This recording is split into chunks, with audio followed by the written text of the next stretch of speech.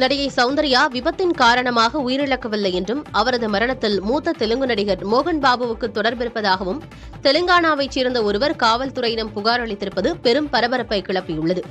1990களில் தமிழ், தெலுங்கு, கன்னட மொழிகளில் முன்னணி நட்சத்திர நடிகையாக கொடிகட்டி பறந்தார் சௌந்தர்யா.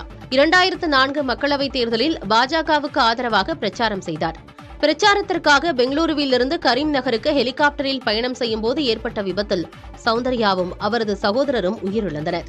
சௌந்தர்யா உயிரிழந்து 20 ஆண்டுகளுக்கு மேல் ஆகிவிட்ட நிலையில் நடிகர் மோகன் பாபுதான் அவரது மரணத்திற்கு காரணம் என்று தெலுங்கானா மாநிலம் கம்மம் மாவட்டத்தில் சத்யநாராயணபுரம் கிராமத்தில் வசிக்கும் எடுரு கட்லா சிட்டிமல்லு என்பவர் காவல்துறையிடமும் மாவட்ட ஆட்சியரிடமும் புகார் கொடுத்திருக்கிறார். ஹைதராபாத் ஷம்ஷாபாத்தின் ஜல்லைபள்ளியில் சௌந்தர்யாவுக்கு சொந்தமான 6 ஏக்கர் நிலத்தை நடிகர் மோகன் பாபு கேட்டதாகவும், ஆனால் சௌந்தர்யாவின் சகோதரர் அமர்நாத் மறுத்துவிட்டதாகவும் சிட்டிமல்லு தெரிவித்துள்ளார்.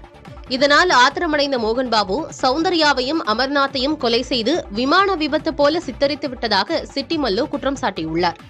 சௌந்தர்யா இறந்த பிறகு அந்த நிலத்தை நடிகர் மோகன் பாபு ஆக்கிரமித்து விருந்தினர் மாளிகையை கட்டியுள்ளதாகவும், அந்த நிலத்தை அரசாங்கம் உடனடியாக கையகப்படுத்த வேண்டும் என்றும் சிட்டிமல்லு தன் புகார் கடிதத்தில் கூறியிருக்கிறார்.